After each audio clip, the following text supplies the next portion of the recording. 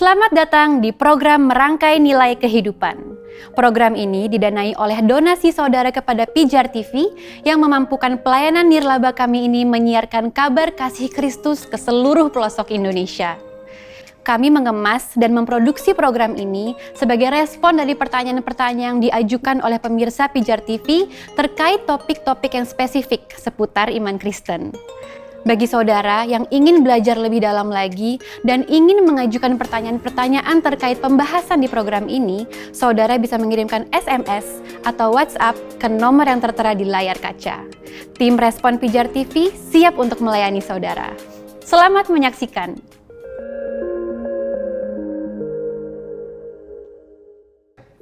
Shalom pemirsa Pijar TV yang dikasihi Tuhan. Kita jumpa lagi dalam program Merangkai Nilai Kehidupan.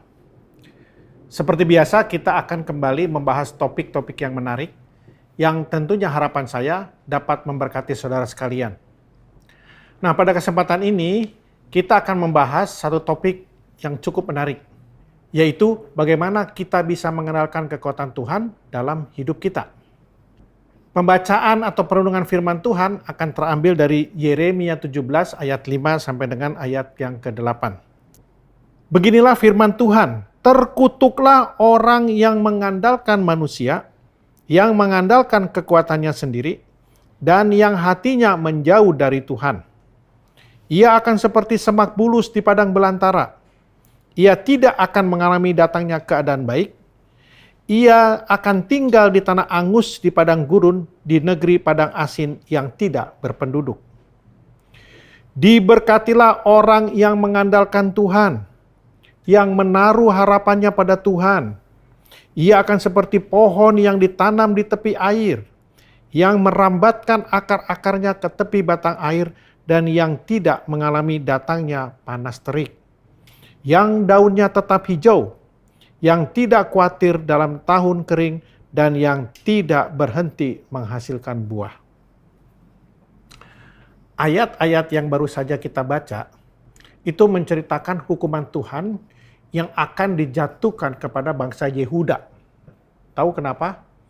Karena dosa yang mereka lakukan kepada Allah adalah dosa yang sangat menjijikkan di mata Allah. Salah satu dosanya adalah mereka lebih mengandalkan kekuatan manusia daripada kekuatan Allah. Tadi di dalam firman dikatakan, terkutuklah. Kata-kata yang paling kasar yang pernah ada dalam Alkitab, terkutuklah. Begitu menjijikkan dosa-dosa bangsa Yehuda kepada Allahnya. Padahal kita tahu bahwa Yehuda merupakan umat pilihan dan yang diberkati Tuhan secara berlimpah. Dan mereka sekarang sudah lagi tidak berpegang kepada perintah Tuhan, apalagi mengandalkan kekuatan Tuhan. Ketika mereka berada dalam tekanan bangsa-bangsa besar di sekitarnya, mereka berbalik menyembah berhala-berhala agar mereka dilindungi oleh bangsa yang mereka sembah berhalanya. Berbuat demikian berarti lebih mengandalkan kekuatan ilah lain daripada Allah mereka. Sehingga bangsa ini dihukum oleh Allah menjadi tawanan di bangsa Babel dan menjadi budak-budak orang Babilonia. Begitu najisnya dosa yang dilakukan oleh bangsa Yehuda, mereka menyembah Allah lain selain Allah, pencipta langit dan bumi. Sekarang bagaimana dengan kita? Yang juga sebagai umat pilihan Tuhan. Apakah kita masih mengandalkan kekuatan kita sendiri? Atau bahkan ada ilah-ilah lain yang secara tidak sadar kita andalkan? Misalnya apa? Pendidikan kita, pengalaman kita, kepintaran kita, bahkan teknologi yang kita kuasai. Dan mungkin masih banyak ilah-ilah lain di zaman modern ini yang bisa kita anggap sebagai ilah kita. Nah, pada kesempatan ini kita akan membahas beberapa hal penting yang perlu kita pelajari untuk kita berhasil dalam mengandalkan kekuatan Tuhan dalam hidup kita. Yang pertama adalah memiliki karakter kerendahan hati. Kerendahan hati adalah sifat bijak yang melekat pada seseorang yang memposisikan dirinya sama dengan orang lain. Merasa tidak lebih baik, tidak lebih mahir, tidak lebih pintar, tidak juga lebih mulia, yang juga merupakan karakter orang yang berpikir bahwa orang lain lebih penting dari dirinya sendiri. Itulah kerendahan hati. Rendah hati sangat berbeda dengan rendah diri. Kalau rendah diri adalah sebuah dosa di hadapan Tuhan.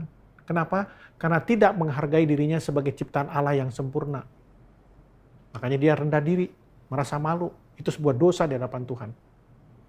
Sedangkan orang yang rendah hati mengakui di hadapan Allah bahwa ia tidak memiliki kekuatan atau kemampuan apapun di hadapan Allah. Itulah kerendahan hati. Kerendahan hati yang sejati menimbulkan suasana persahabatan. Kerendahan hati yang sejati mencerminkan sikap dan perilaku-perilaku kira-kira seperti ini. Ya, ia menaklukkan diri di bawah kekuasaan Allah dalam segala aspek kehidupannya. Ia mengakui kelebihan dan karunia yang dimiliki oleh orang lain. Ia memahami kelebihan diri dan batas-batas kemampuannya. Ia mengetahui dan memahami keterbatasan orang lain, sehingga tidak memaksakan orang lain untuk melakukan sesuatu di luar kemampuannya. Ia dapat menerima kelemahan orang lain, sehingga selalu dapat memberikan pengampunan. Ia memiliki respon yang positif dalam menghadapi sebuah perubahan. Nah, hal-hal tersebut dapat membuat orang yang rendah hati lebih mudah untuk masuk dalam pertobatan. Nah, hal yang kedua untuk kita dapat mengandalkan Tuhan adalah pengenalan akan Kristus. Coba kita buka dalam Filipi 3 ayat 7 sampai 11. Demikian firman Tuhan. Tetapi apa yang dahulu merupakan keuntungan bagiku, sekarang kuanggap rugi karena Kristus. Malahan segala sesuatu kuanggap rugi karena pengenalan akan Kristus Yesus, Tuhanku, lebih mulia daripada semuanya. Oleh karena dialah aku melepaskan semuanya itu dan menganggapnya sampah, supaya aku memperoleh Kristus dan berada dalam Dia bukan karena kebenaranku sendiri, karena mentaati hukum Taurat, melainkan dengan kebenaran karena kepercayaan kepada Kristus, yaitu kebenaran yang Allah anugerahkan berdasarkan kepercayaan. Yang ku kehendaki ialah mengenal Dia dan kuasa kebangkitannya dan persekutuan dalam penderitaannya, di mana aku menjadi serupa dengan Dia dalam kematiannya, supaya aku akhirnya beroleh kebangkitan dari antara orang mati. Pengalaman dan komitmen Rasul Paulus ini dalam hal dia mengenal Kristus yang barusan kita sudah baca, itu dapat menjelaskan betapa hal utama dalam hidup kekristenan adalah pengenalan akan Kristus sebagai Tuhan dan Juru Selamat. Pengenalan akan Kristus bukan satu hasil yang diperoleh secara pasif atau otomatis oleh setiap orang Kristen, tidak. Itu memerlukan satu usaha yang terus-menerus. Kehidupan iman Kristen harus senantiasa bertumbuh dalam pengenalan akan Kristus.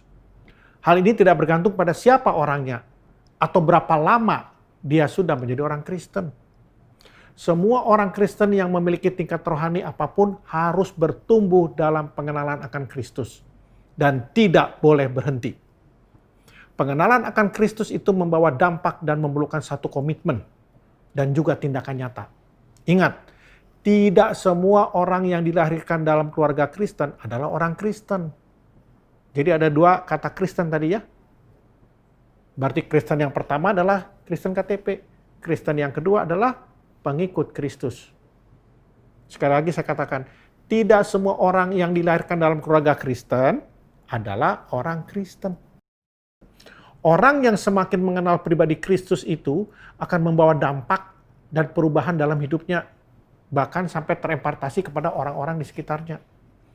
Pengenalan akan Kristus mengubah setiap orang dari hidup dalam daging menjadi hidup di dalam roh. Pengenalan akan Kristus akan berdampak bahwa setiap orang akan merespons setiap masalah bukan lagi dari dimensi manusia, tetapi dari dimensi Allah. Ketika Paulus menulis surat kepada jemaat Filipi ini, ia berada di penjara di Roma. Hal menarik yang perlu kita cermati dalam surat-suratnya adalah bahwa Paulus menunjukkan sebuah keadaan yang penuh dengan sukacita. Walaupun ia berada dalam tekanan dan siksaan. Bayangkan kalau saudara di penjara. Tidak ada yang enak dalam penjara. Tapi surat-surat Paulus kepada jemaat Filipi ini sampai disebut dengan surat sukacita. Bagaimana Paulus dapat bersuka cita dalam keadaan tertekan dan penuh dengan penderitaan? Jawabannya adalah ketika Paulus mengenal siapa itu Kristus dalam hidupnya. Sehingga seluruh fokus hidupnya sudah tidak lagi dipengaruhi oleh hal-hal yang lahiriah. Bahkan dia berani melepaskan segala sesuatu yang dulunya dianggap sebagai keuntungan. Pengetahuan dia sebagai ahli Taurat. Dia bilang itu adalah sampah semua. Nah, bagaimana dengan kehidupan kita saat ini? Apakah pengenalan akan Kristus sudah mengubah cara hidup kita? Sudah mengubah cara berpikir kita? Sudah mengubah fokus kita dalam menjalani kehidupan ini? Kebanyakan kita akan memiliki sukacita bila ada keadaan yang mendukung. Betul ya? Dapat hadiah, dapat promosi, dapat sesuatu yang enak. Itu baru kita menganggap kita bersukacita. Tetapi saat mengalami permasalahan, coba mau kita jujur. Mungkin apa yang kita lakukan? Apakah kita tetap bisa bersukacita? Atau mungkin sebaliknya, kita mengeluh, bahkan kita bisa kecewa kepada Tuhan. Nah, yang lebih penting adalah, apakah kita sudah menggunakan waktu yang Tuhan berikan kepada kita untuk kita masuk dalam proses pengenalan akan Dia? Ini penting. Tanyakan kepada diri kita masing-masing. Seberapa banyak waktu kita dalam sehari ya, kita berikan untuk proses ini. Yaitu proses dalam pengenalan yang benar akan Allah. Pergunakan waktu kita dengan mengisinya dengan hal-hal yang membangun iman. Iman yang membuat kita semakin hari semakin mengenal akan Allah. Buang dan tanggalkan menyombongkan status. Entah status saudara apa. Menyombongkan pendidikan, menyombongkan pekerjaan, atau apapun yang kita miliki, kekayaan. Karena semua itu kita miliki hanya semata-mata karena kasih karunia Tuhan. Bukan karena kemampuan kita. Salah satu cara bijak untuk mengenal Allah adalah dengan membaca, merenungkan, dan melakukan firman-Nya. Hal ketiga yang perlu kita lakukan di dalam proses mengenalkan Tuhan dalam hidup kita adalah berdoa. Nah, sekarang permasalahannya, apa pengertian doa itu? Bagi kita sebagai umat tebusannya, doa adalah bentuk komunikasi kita dengan Allah. Dan bukanlah hanya meminta apa yang kita inginkan. Komunikasi yang benar selalu melibatkan dua belah pihak. Yaitu harus bersifat dua arah. Ada momen di mana kita berbicara dengan Allah. Dan ada momen juga kita mendengarkan apa yang Allah kehendaki dalam hidup kita. Sebagai anak-anak Allah, doa bisa dilakukan oleh siapapun dan keefektifannya sama sekali tidak dipengaruhi oleh siapapun yang berdoa. Ingat itu. Kenapa? Saya melihat masih banyak anak-anak Tuhan minta didoakan, di mana mereka merasa kalau doa yang dipanjatkan oleh pendetanya atau orang-orang yang dianggap lebih rohani, maka doanya akan lebih dijawab oleh Tuhan. Kita harus menyadari kalau firman Tuhan mengajarkan kita bahwa kita semua sebagai anak-anaknya memiliki akses yang bisa langsung kepada Allah. Dan satu-satunya perantara doa kita dengan Allah hanya melalui Yesus Kristus dan bukan orang lain. Kita tidak membutuhkan perantara untuk berbicara kepada Allah. Setiap umatnya bisa langsung berbicara kepada Allah dalam doa. Yang Allah inginkan adalah diri kita apa adanya. Bukan isi doa kita yang indah. Yang Tuhan ingin dari kita adalah sikap hati yang benar dalam memanjatkan doa-doa kita. Jadi doa berbicara tentang sikap hati yang benar. Dan bukan kata-kata yang tersusun rapi sehingga indah didengar orang lain. Bukan. Doa bukanlah mengubah rencana Tuhan dalam hidup kita. Seperti apa yang dipahami banyak orang-orang Kristen. Doa harusnya mengubah kita untuk mengikuti rencana Allah. Dalam setiap jawaban doa-doa kita. Bukannya menyuruh Allah mengubah rencana Dia dalam hidup kita. Doa tidak pernah bisa mengubah rencana Allah dalam hidup kita. Justru seharusnya doa mengubah kita. Jadi doa adalah satu relasi antara manusia dengan Allah yang di dalamnya roh manusia berkomunikasi, memohon, meminta, memuji, apalagi mengakui keberadaan Allah dan sebagainya. Hubungan yang intim melalui doa inilah yang akan membawa kita dapat bergantung kepada Tuhan. Dan pada akhirnya membuat kita dapat mengandalkan kekuatan Tuhan dalam hidup. Ketika kita memiliki hubungan yang intim dengan Tuhan, kita akan mengerti apa kehendak Tuhan dalam hidup kita. Sehingga doa-doa permohonan yang kita naikkan kepadanya adalah semata-mata semua kehendaknya dalam hidup kita, bukan kehendak kita. Jadi doa-doa kita tidak lagi berfokus pada keinginan-keinginan kedagingan kita, yang biasanya bersifat semuanya sementara. Hal keempat dalam mengandalkan kekuatan Tuhan dalam hidup adalah mengetahui rencana Tuhan dalam hidup kita. Banyak orang tidak mengetahui apa rencana Tuhan dalam hidupnya, sehingga mereka tidak dapat mengandalkan Tuhan dalam hidup mereka. Seberapa banyak dari kita pernah bertanya, kenapa saya dilahirkan dengan orang tua yang seperti ini? Kenapa saya memiliki pasangan hidup yang seperti ini? Anak seperti ini? Bahkan kenapa kita saat ini bekerja pada perusahaan seperti saat ini? Apakah Tuhan punya rencana dalam setiap hal-hal tersebut? Jawabannya adalah ya. Tuhan memiliki rencana yang indah dalam setiap situasi kita saat ini. Tuhan mempunyai rencana besar untuk hidup kita. Kita adalah ciptaan Tuhan sesuai dengan rupanya untuk suatu tujuan. Di dalam Yesaya 49 ayat 1, Tuhan memanggil Nabi Yesaya sejak dia berada dalam kandungan. Sedangkan di Yeremia 1 ayat 5, Tuhan menetapkan Yeremia sebagai nabi untuk bangsa-bangsa. Demikian juga di dalam Galatia 1 ayat 15, Tuhan sudah memilih dan memanggil Paulus untuk menjadi rasulnya. Mereka dipanggil dengan suatu tujuan khusus. Demikian juga dengan kita, Allah mempunyai rencana khusus dalam hidup kita. Setiap manusia diciptakan dengan sebuah tujuan. Permasalahannya adalah seberapa banyak waktu yang kita luangkan dalam hidup ini untuk mencari rencana Tuhan dalam hidup kita. Setiap rencana Tuhan dalam hidup kita memiliki tantangan. Ketika Tuhan Yesus menggenapi rencana Allah dalam hidupnya, juga mendapatkan banyak tantangan. Demikian juga semua murid-murid Tuhan. Mereka menghadapi tantangan yang sangat berat. Maka mereka harus mati dengan mengenaskan. Kita lihat di dalam Yeremia 29 ayat 11, apa janji Tuhan? Tuhan berkata kepada kita, sebab aku ini mengetahui rancangan-rancangan apa yang ada padaku mengenai kamu. Demikianlah firman Tuhan, yaitu rancangan damai sejahtera dan bukan rancangan kecelakaan, untuk memberikan kepada kamu hari depan yang penuh harapan. Nah, harapan di sini konteksnya harus dilihat dari dimensi Allah dan bukan dari dimensi manusia. Rancangan damai sejahtera dan bukan kecelakaan juga harus dilihat dari dimensi Allah dalam ayat ini.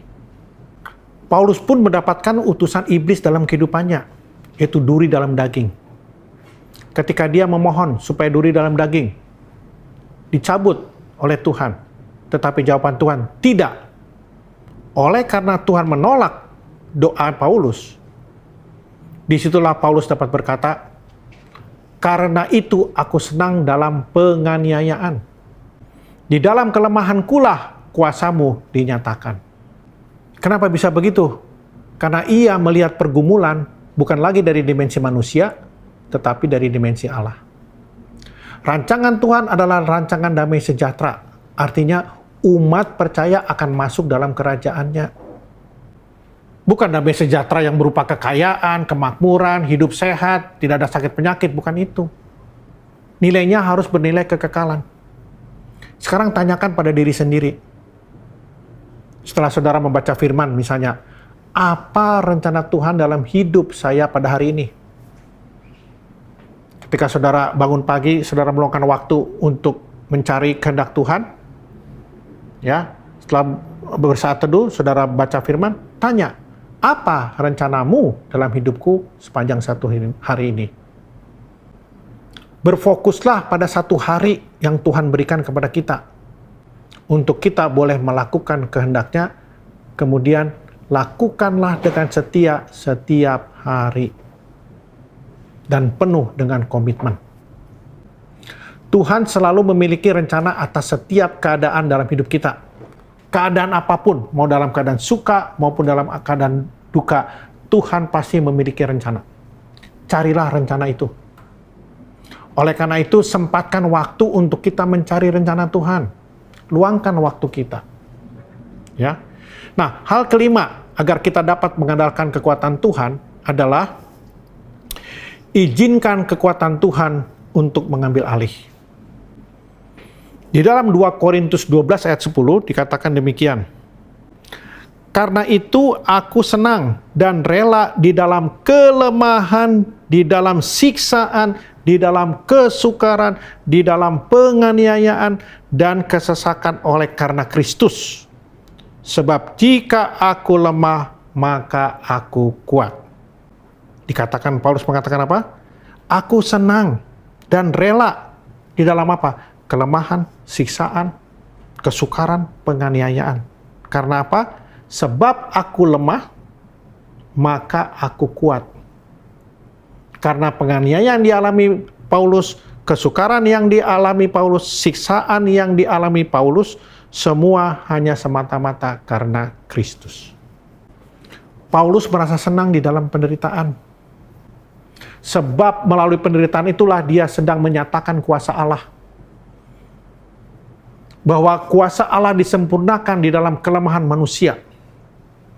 Penderitaan yang dimaksud di sini bukanlah penderitaan yang sengaja ditimpakan oleh seseorang ke atas diri kita ya. Tetapi kesusahan atau penderitaan karena Kristus.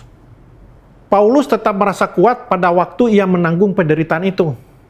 Karena ia bersandar kepada Allahnya. Apabila kita lemah dan menyadari kelemahan kita, barulah kita dapat menerima kuasa Allah. Tetapi ketika kita merasa kuat dan merasa sombong, kita tidak akan bisa mengalami kuasa Allah. Apabila kita mengosongkan diri kita, barulah kita dapat dipenuhi dengan kuasa Allah. Orang yang menyangka bahwa ia cukup kuat untuk mengubah hatinya, untuk mengampuni dosanya, dan untuk mengatasi kuasa kejahatan dengan kekuatannya sendiri, saya kasih tahu justru akan dibiarkan oleh Tuhan bersandar kepada kekuatan dia sendiri. Ingat, berkat Tuhan tidak pernah meninggalkan orang-orang yang menderita karena Kristus. Coba perhatikan apa yang akan saya sebutkan ini ya.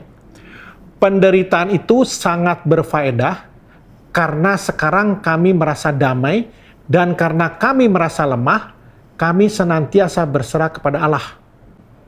Banyak orang percaya yang harus terlebih dahulu dipojokkan oleh Tuhan, baru mereka menyadari bahwa hanya dalam Tuhanlah ada pertolongan dan kekuatan. Kisah anak bungsu yang menghabiskan harta warisan di negeri yang jauh menjelaskan keadaan ini. Ketika ia jatuh miskin dan dalam keadaan kelaparan, bahkan untuk makan makanan babi pun ia tidak diizinkan.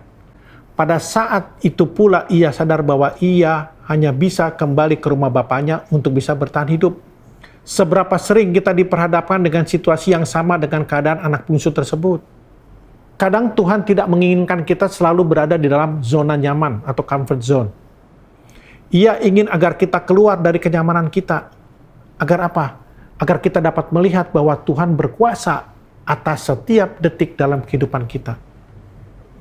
Duri dalam daging yang Tuhan tidak cabut dalam hidup kita, dipakainya untuk memuliakan Dia di dalam setiap aspek kehidupan kita. Tuhan sebenarnya ingin kita tidak berfokus pada masalah hidup atau duri dalam daging, tapi berfokuslah kepada kuasa Tuhan untuk kita mampu melakukan seluruh rencana dan rancangannya dalam hidup kita. Jadi, jangan kita gagal fokus. Fokuskan hidup kita hanya untuk Kristus. Pemirsa Pijar TV yang dikasihi Tuhan, dari pembahasan kita pada kesempatan ini dapat kita ambil beberapa poin. Ya. Yang pertama, bahwa mengandalkan Tuhan adalah menerima apapun keadaan yang terjadi, tentunya setelah kita berusaha semaksimal mungkin ya. Ada pepatah yang mengatakan, do your best, God do the rest. Lakukan apa yang terbaik yang saudara bisa lakukan, dan biarlah Tuhan yang akan menyelesaikan. Itu yang pertama. Yang kedua, poin kedua dapat kita simpulkan. Mengandalkan Tuhan berarti menjadikan Tuhan sebagai satu-satunya kebahagiaan hidup walaupun tidak sesuai dengan harapan kita. Yang ketiga, poin ketiga adalah mengandalkan Tuhan berarti memfokuskan seluruh hidup kita kepada nilai-nilai kekekalan dan bukan nilai-nilai sementara. Dan poin keempat, mengandalkan Tuhan berarti senantiasa mengucap syukur. Carilah hal-hal yang masih dapat kita syukuri di balik segala masalah kehidupan yang sedang kita hadapi. Apapun masalah yang sedang kita hadapi, sempatkan, fokuskan hidup kita untuk tetap mengucap syukur kepada Tuhan. Jadi, kita sudah tahu bahwa ada 5 hal penting bagaimana kita dapat mengandalkan Tuhan. Yang pertama, yaitu miliki karakter kerendahan hati. Yang kedua, mengenal Kristus dalam hidup kita. Dan yang ketiga, berdoa. Yang keempat, mengetahui rencana Tuhan dalam hidup kita. Dan yang kelima, izinkan Tuhan yang mengambil alih. Kelima hal tersebut perlu kita renungkan dan lakukan dalam kehidupan kita. Supaya apa? Supaya kita selalu dapat mengandalkan kekuatan Tuhan di dalam hidup ini. Kita tidak mungkin bisa mengarungi kehidupan ini kalau bukan dengan kekuatan Tuhan. Tidak mungkin kita bisa merespon setiap masalah hidup ini dengan kekuatan kita. Pasti kita akan kecewa dan kita akan jatuh tergeletak. Andalkan Tuhan dalam hidup kita. Dan sebagai akibatnya, kita akan memiliki sukacita dan damai sejahtera yang melampaui segala akal dan pikiran kita. Selamat mengandalkan kekuatan Tuhan kita, Yesus Kristus. Pemirsa Pijar TV yang dikasihi Tuhan, demikianlah pembahasan kita pada kesempatan ini. Kiranya pemahaman kita tentang mengandalkan kekuatan Tuhan akan membawa kita ke dalam sebuah pemahaman bahwa justru di dalam kelemahan kitalah kuasa Tuhan akan dinyatakan. Nantikan pembahasan topik-topik yang menarik lainnya dalam program Merangkai Nilai Kehidupan. Tuhan Yesus memberkati. Salam terang bagi Indonesia.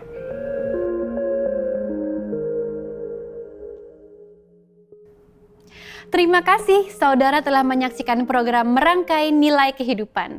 Kiranya program ini dapat membantu kita semua bertumbuh dalam pengenalan yang benar akan Tuhan. Bagi saudara yang ingin bertanya atau didoakan, silahkan kirim SMS dan WhatsApp ke nomor yang tertera di layar. Tim Pijar TV rindu melayani saudara. Dan bagi saudara yang rindu untuk berpartisipasi dalam pengabaran Injil melalui siaran televisi Pijar TV ini, saudara bisa mengirimkan donasi saudara ke nomor rekening BCA 5055182121 atas nama Yayasan Pelayanan Media Indonesia. Mari bersama kita menyebarkan kebenaran firman hingga ke seluruh pelosok negeri. Salam terang bagi Indonesia.